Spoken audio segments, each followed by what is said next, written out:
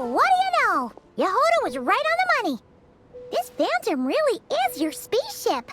But that's so weird. Why would it show up here? Is it some kind of projection? Or a ghost? Like, maybe it no longer exists. But somehow it left an afterimage? Ah, you're already here.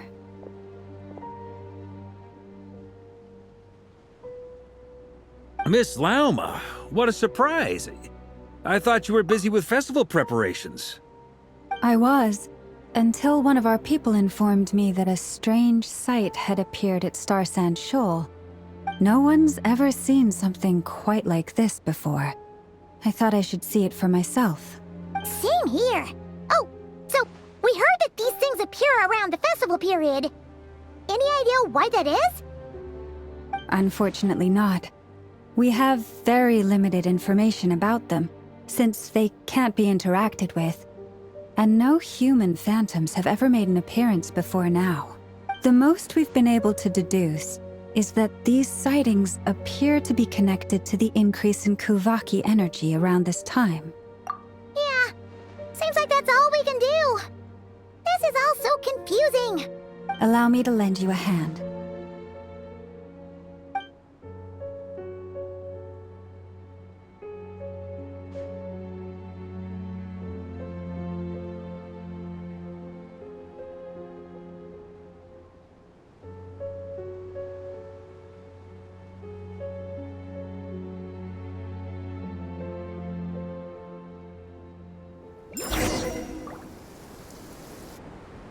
Everyone, our friend here should be able to provide us with some information. Is that a phantom rhymehorn deer? I've heard about how the Frostmoon Scions live in harmony with the animals and can even communicate with them. That's coming in handy now, for sure. Okay. Yes, I understand. Then how about this?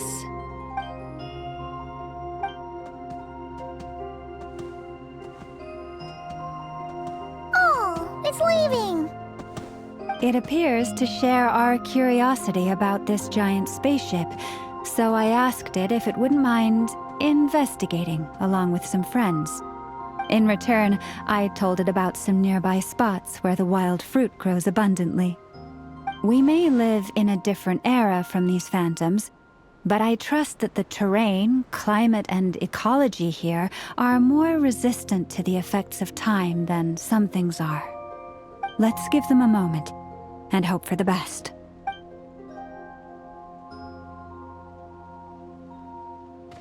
All back together? Must have been a lot of fruit. Indeed. Now let me ask them some questions.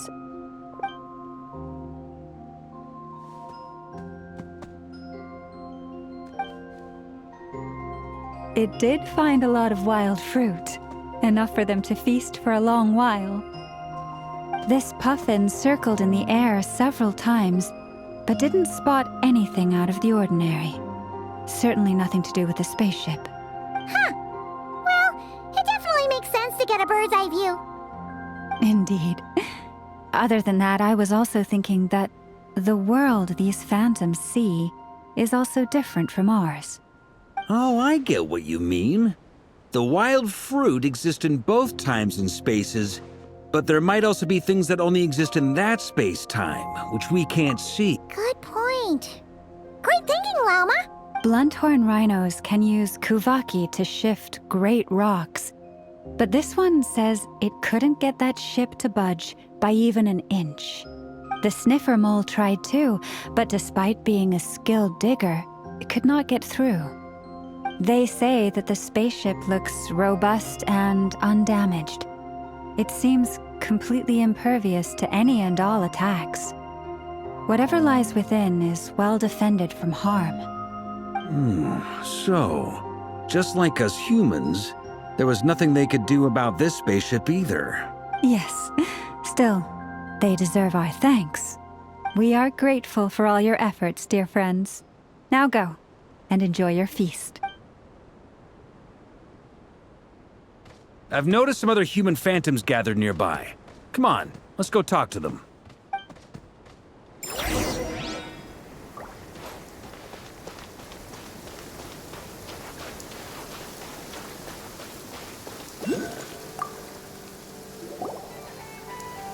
What is this thing?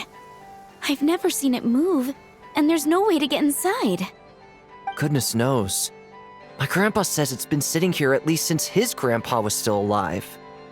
What about his grandpa? Did he say anything to your grandpa's grandpa about it? Huh? I don't know. In all likelihood, it was here back then too. Hard to imagine something this huge could move. Guess that means that as far as they're concerned, this ship's been around a long time.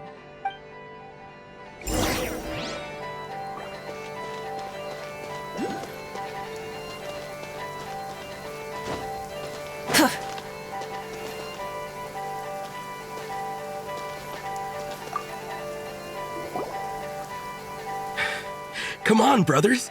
If we can get even a small chunk off of this thing, it's gotta be worth a fortune. Today is the day we strike it rich. Huh? You mean Paimon? Yes, brother, I shall join you. Let's make our fortune. We should go with them. What the? This thing is crazy tough. I can't even scratch it. What's it made of? Sorry, brother. Looks like we'll have to seek our fortunes elsewhere. Enjoying yourself? I was just seeing if I could influence this phantom's perception by playing. But nope, no dice.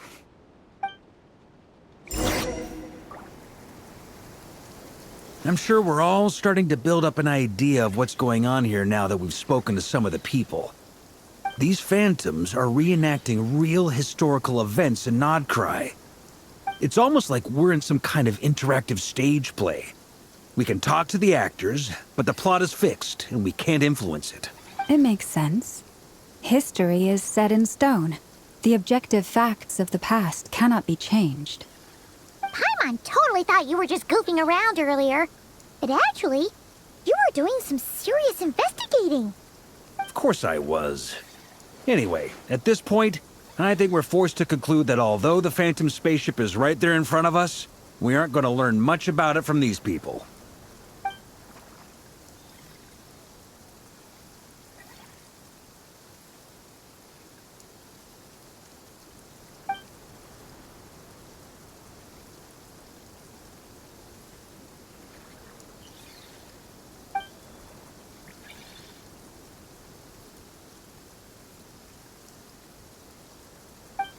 Don't be discouraged.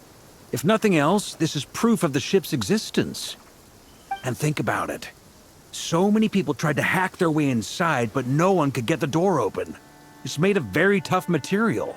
To me, that says that we'll either find the ship itself or the story behind it. It's just a matter of time.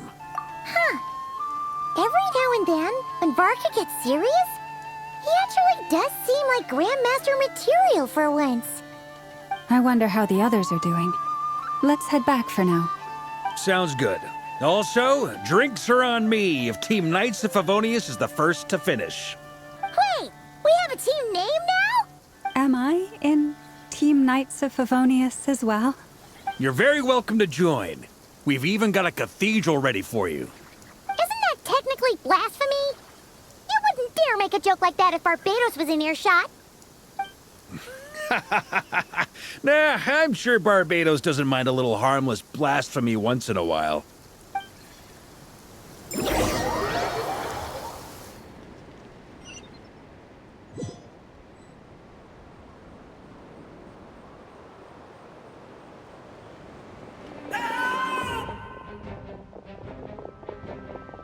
Oh, no! Get away! Oh.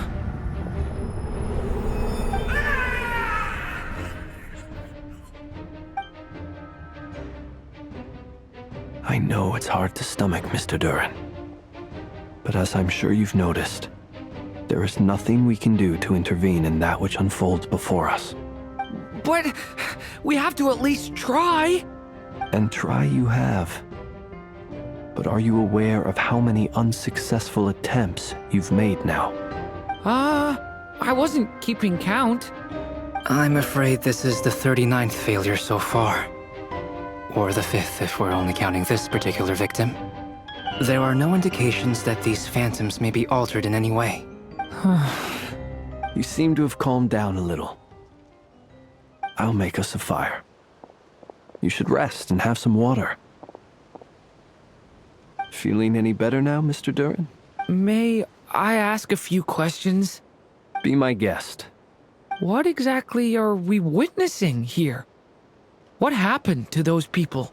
My guess would be that we are seeing Nodcry during the Conrian Cataclysm. Would that be accurate? Conria. That is correct. As you know, once the Abyss senses even the tiniest crack, it floods in and spreads like wildfire. There was a time in the distant past when it permeated all of Nodcry, causing immeasurable harm. The people paid a terrible price to heal this land. Then 500 years ago, the whole of Tevat suffered an abyssal disaster. Once more, Nodcry was dealt a devastating blow. I see. In the face of the abyssal onslaught, all were like grains of sand tossed around by a tidal wave. Be they human, fae, or god. The moment you witnessed is but one drop in a whole ocean of catastrophe. All right. I guess that answers my second question, too. I wanted to know why there's nothing I could do to help them, and that's because what we are seeing is history. That would be my guess as well. As I understand it, history and fate are not all that dissimilar. The latter may be unseen to us, but both are immutable. Yes. Fate was determined long, long ago. I still have a couple of other questions for you, Mr. Flintz. You mentioned more than one abyssal disaster that has struck this land in the past. How can you be sure that what we're seeing is from the Conrian incident? And also, how are you able to stay so calm when you're talking about these events? From everything I know about you, you're not cold or ruthless, and you're not indifferent to the suffering of others. Alas, I am forced to show my age. I must be...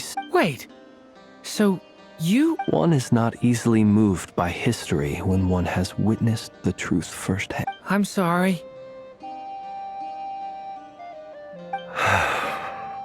You needn't apologize. Your passion is a good thing to have. Treasure it, because someday you may find it in terribly short supply.